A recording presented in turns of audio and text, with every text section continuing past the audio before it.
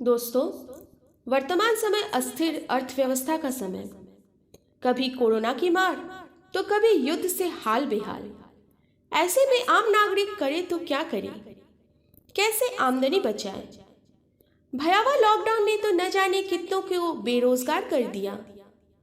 कैसे चलेंगे उनके घर, कैसे जलेगा उनका चूल्हा। दो वक्त की रोटी भी नागवार होगी या फिर पेट भर खाना खाने को मिलेगा। बच्चों का स्कूल, बेटी की शादी और न जाने कितने अनगिनत खर्चे। कहां से आएगा पैसा? निवेश से। जी हाँ, बिल्कुल सही सुना आपने। निवेश में अपनी किस्मत को आजमाकर, जहां इंसान अपने पैसों को विश्वासजनक हाथों में सौंपकर चैन की नींद ले सके।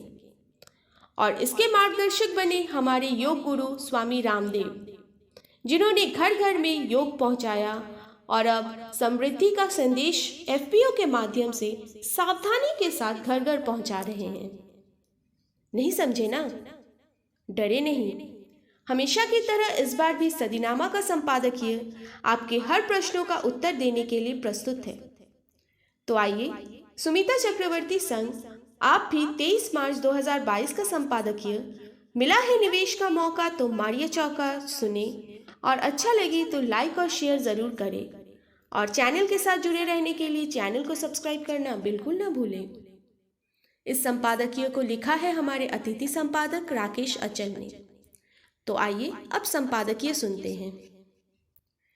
रूस और यूक्रेन के युद्ध को 29 दिन बीत चुके हैं, लेकिन अब हमारे यहाँ युद्ध पर नहीं, किसी और विषय पर आंसू बहाए जा रहे हैं। ये आंसू भी कारोबार का एक हिस्सा है। यदि आप अपने भविष्य के लिए कुछ निवेश करना चाहते हैं तो भविष्य में बनने वाली रुदालियों के साथ ही बाबाओं की कंपनियों में निवेश कर सकते हैं। ज्योतिषी कहते हैं कि आजाद भारत में निवेश का यही अक्षत योग है। ताजा खबर आ रही है कि देश दुनिया में आयुर्वेद के जरिए अरबपति बने बाबा रामदेव ने देशवासियों के लिए निवेश का एक मौका तैयार किया है। बाबा रामदेव की कंपनी पतंजलि सपोर्टेड रुचि सोया का follow on public offer FPO अगले सप्ताह से खुल रहा है। ये एफपीओ करीब 4,300 करोड़ रुपए का है। रुचि सोया का एफपीओ 24 मार्च को सब्सक्रिप्शन के लिए खुलेगा। इस इश्यू को सब्सक्राइब करने के लिए आखिरी तारीख 28 मार्च है। बाबा रामदेव ने खाद्य तेल कंपनी रुचि सोया का वैश्विक ब्रांड बनाने की महत्वाकांक्षा की घोषणा की थी। रामदेव ने कहा कि कंपनी वैश्विक पहुंच को मजबूत करने के साथ साथ भारत में ग्रामीण स्तर पर खुद को मजबूत बना रही है। हमारे बाबा रामदेव भी बाबा नरेंद्र की तरह ही अति महत्वाकांक्षी हैं।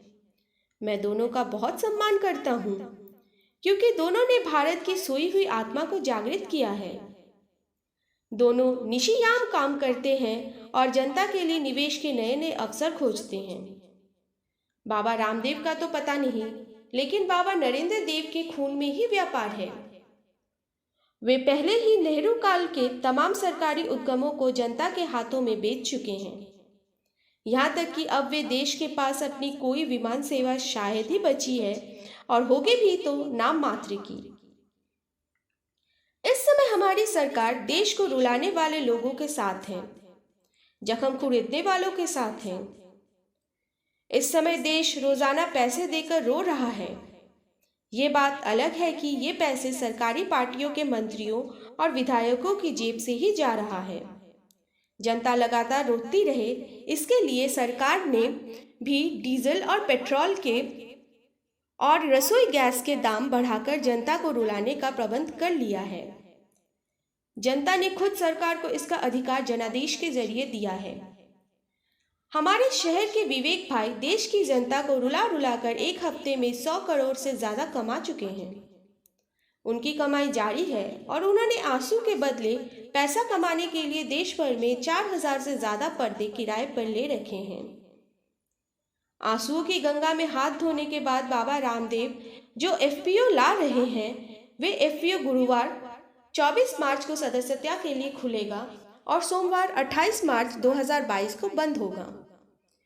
बाबा की कंपनी ने अपनी फॉलो ऑन पब्लिक ऑफर के लिए 600 ₹15 से लेकर ₹650 प्रति शेयर का प्राइस बैंड तय किया है। बाबा की कंपनी की ओर से देश की जनता के लिए कुल 4,300 करोड़ रुपए की राशि के लिए इक्विटी शेयर जारी किया गया है। इसमें सुपात्र कर्मचारियों के लिए 10,000 इक्विटी शेयरों का रिजर्व है। एंकर निवेशकों के लिए यह इशू 23 मार्च 2022 को खुलेगा। रुचि सोया इस इशू के बुक रनिंग लीड मैनेजरों के साथ विचार विमर्श कर रही है। इशू के तहत योग्य संस्थागत खरीदारों 50% से अधिक प्रस्ताव आवंटन नहीं होगा। गैर संस्थानिक ब्रांड्स के लिए 15% से ज़्यादा का प्रस्ताव आवंटन नहीं होगा और रिटेल निवेशकों के लिए 35% से कम का प्रस्ताव आवंटन के लिए उपलब्ध है। बाबा धर्म अधर्म से ऊपर उठकर बाजार में बिना लकुटिया के खड़े हुए हैं। उन्होंने SBI capital markets limited, axis capital limited और ICICI सिक्योरिटी लिमिटेड जैसी कंपनियां इशू के बुक रनिंग लीड मैनेजर नियुक्त किया है। आपको बता दें कि वर्तमान में पतंजलि के पास रुचि सोया का 98.9% हिस्सा है, जबकि सार्वजनिक शेयर धारकों के पास 1.1% ही है। FPO के बाद खाद्य तेल कंपनी में पतंजलि की हिस्सेदारी घटकर 81% रह जाएगी, जबकि सार्वजनिक हिस्सेदारी बढ़कर 19% ही हो जाएगी। असली मायनों में यही बहुजन सुखाय बहुजन हिताय है। आपको याद होगा कि 2019 में पतंजलि ने 4,350 करोड़ रुपए में एक दिवाला प्रक्रिया के जरिए रुचि सोया को खरीदा।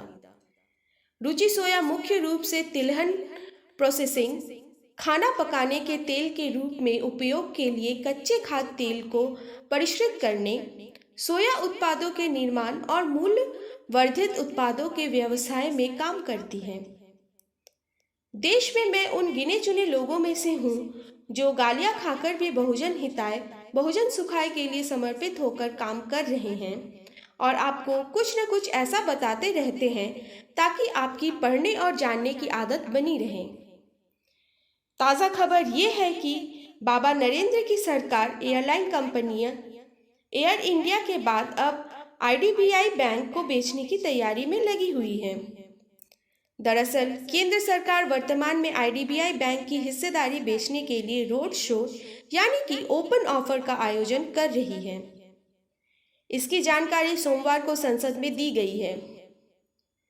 लोकसभा में लिखित उत्तर में वित्त राज्य मंत्री भगवत कराड़ ने कहा, रुचि की अभिव्यक्ति EOI जारी करने से पहले निवेशकों की रुचि का आकलन करने के लिए रोड शो का आयोजन किया जा रहा है।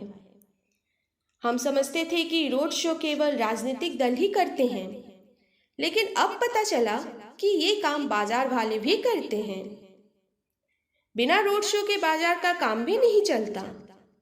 एक हम ही हैं जो बिना रोड शो के भी अपना काम चलाए जा रहे हैं, क्योंकि हमारा इरादा रुलाकर कमाने का बिल्कुल नहीं है।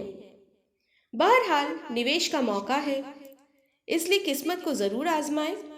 बाबा की कंपनी में निवेश कीजिए। मुमकिन है कि बाबा की किस्मत के साथ आपकी किस्मत का भी कोई कनेक्शन हो और वो चमक जाए। रंगपंचमी की हार्दिक शुभकामनाएं। तो ये था दोस्तों 23 मार्च 2022 का संपादकीय। मिला है निवेश का मौका तो मारिए चौका। कल फिर मिलेंगे किसी नए विषय पर अगले संपादकीय के साथ।